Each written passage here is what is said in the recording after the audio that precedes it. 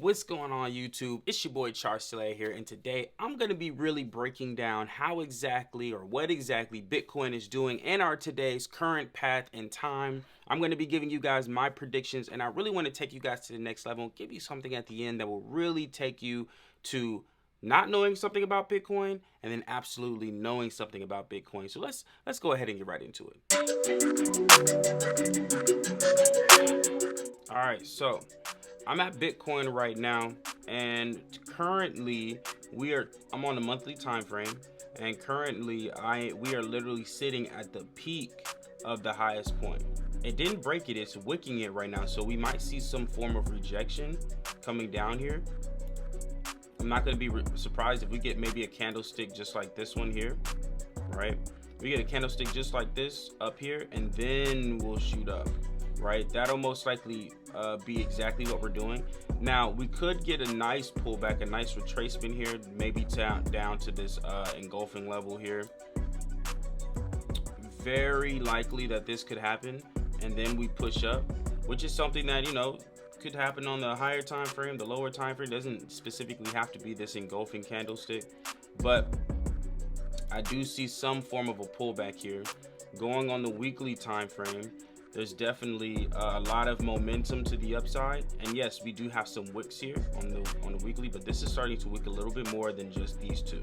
This is starting to be more of a rejection. If we get some form of a rejection like this, all right, a red rejection or a pin bar up here, a bearish pin bar, then we definitely could see this going to a whole different level, right? We can see this actually getting to actually dropping down, like I was saying, more on the monthly time frame, somewhere in this specific zone here, and then we might see a reaction to the upside, right?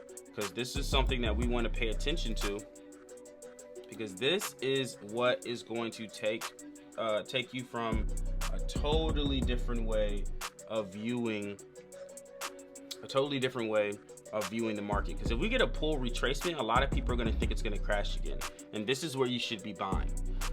Okay, you want to buy the fear and you want to sell the greed. So right now we're super greedy, or starting to be greedy, right? People are starting to hype this up, so you want to make sure to start securing some profits, or if you're doing more long-term investing, to just continue to do dollar cost averaging. And if dollar cost averaging, if you guys don't really know what it is, it's just taking a percentage out of your income and consistently putting it into your investments every single week or month over time.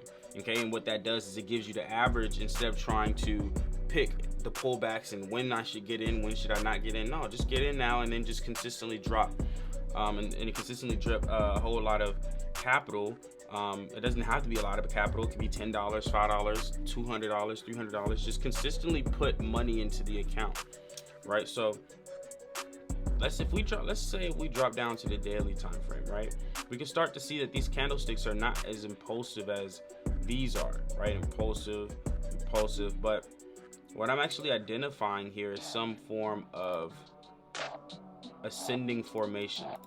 Okay, so let's drop down to the 4 hour. What I'm starting to see is some form of ascending formation. Okay, and what that means, ascending formation, means that there's starting to be a less volume in the market. So you could see this push back up, thinking that, yo, this is really going to take off, and then this could really break back down, give you some form of a flag here that people could execute off of, people, you know, the real traders, the real investors, and then it could sell down to this zone and then push back up. Now, this could take off at any point. I don't want you to think that I'm telling you that this could drop down to the downside and, you know, we might have a sell. I don't know what we're gonna do, but I am prepared for both sides. If this does drop, I'm prepared. If it goes up, I'm prepared. No matter what, I'm dollar cost averaging this every single time. I don't care where it goes, right? So if we drop to the 1 hour, let's see currently what's going on with Bitcoin. Okay, right now we thought we had a nice retest here. We got some wicks, very nice wicks here on the 1 hour. So this could potentially shoot up to the upside, thinking that this is going to retest this level, right?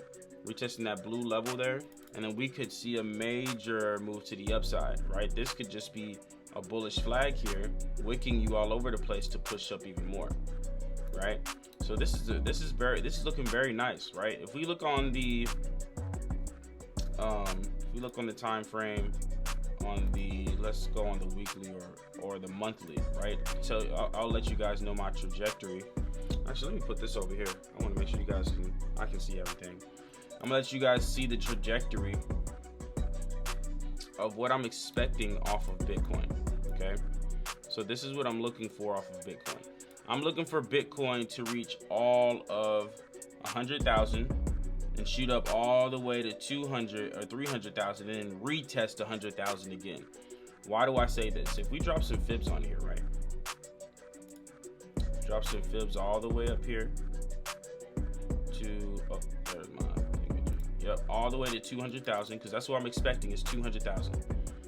If we see this come all the way to 200,000 or 300,000, even to the 1618 level up here to close to 300,000, I see this retesting this fib level at 61.8 level. I want you to understand that price has been retaliating and repeating the same move over and over and over again. Okay, so if we now know that this could jump to the 61.8 level and then drop back down to the 618 level and then shoot back up, come on now, right? Come on now. And you're probably asking, well, why did you place that fib there? I placed that fib because I'm anticipating 200. So I placed it at 200, and so I could see this come all the way down to 200, then come to all the way down to 100,000, and then come all the way back up to close to 300,000. So this is just my analysis when it comes to Bitcoin, what I'm expecting, and these are just all the waves, right? We're halfway through a halving, right? We're already halfway through a halving. So in 2023, I expect a halving to happen again, and I'm expecting a huge momentum back to the upside. So look, we have a long way to go, you guys, when it comes to Bitcoin. I do not see Bitcoin just going ahead and crashing anytime soon. The reason why I say this is, look at the length of time that this has literally been shooting up, right? If I were to drag this over here, oh, I can't even drag it over there. I forgot all about that. Let's say if I can do my best to mimic the height of these specific blocks before, this is about right. I'd say this block is between this one and this one, right? So I'd say we could see a nice 300,000 to 500,000 move right here in this area before we see any type of crash, right? Before we see any of this and that and this, and then we shoot up again because the halving started. Okay, and then we're gonna do it again and again and again and again. If you guys don't know, the halving happens every 4 years. I don't know if you're completely aware that the halving happens every 4 years. So I want you guys to literally just think about this, right? Just think about how Bitcoin moves, think about how it works, think about how it's been taking people to the next level because they have this form of knowledge. And I want you to just think about this, because a lot of people aren't investing right now in Bitcoin because they're scared that it's just an old, not an old, but a too young of a currency. This is a very consistent currency. This is a very consistent currency, you guys. It's very consistent. So I want you guys to literally just think about this. This is my analysis for Bitcoin. This is how I see the market as of right now. I'm expecting Bitcoin to reach 200,000, 300,000. I'm expecting it to go to 200,000, retest 100,000, and then shoot up to 300,000. That's what I'm looking for right now off of Bitcoin. So I do see this going to the upside long term.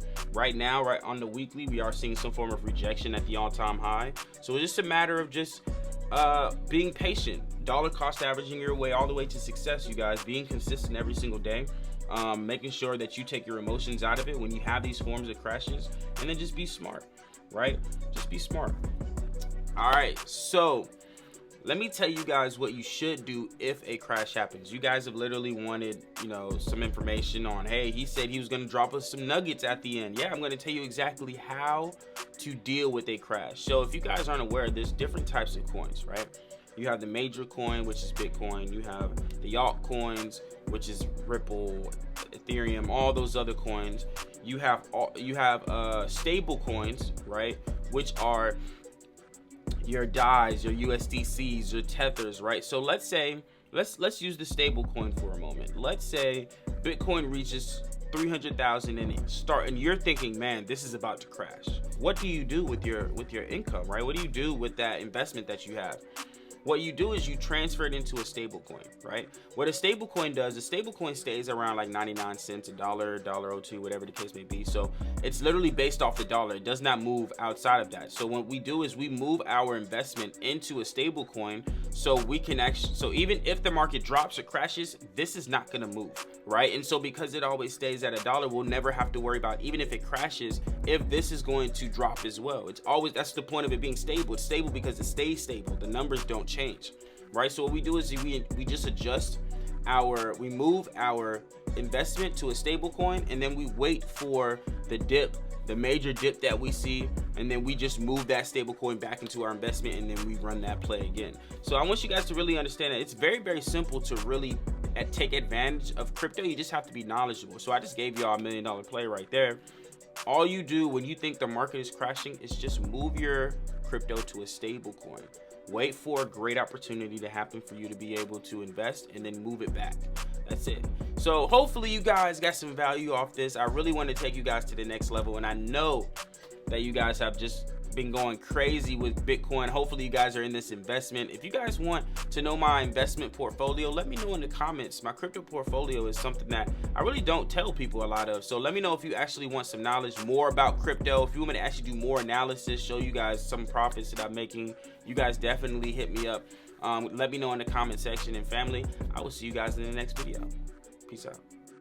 Hey fam, it's Chart Slay here. Hopefully you guys are getting a lot of knowledge, and if you guys are getting value, make sure you click the like, comment, and subscribe button, and definitely hit the bell to get notified, because I want to make sure I drop exclusive updates every single day. And if you guys have any questions, definitely put them in the comments below and hashtag HeySlayer, and I'll most definitely get to them when I can. If you want to join my exclusive community where you get updates before anybody else does, quotes and etc., definitely text the word socials to 201-490-3822. Family, I want to see you win.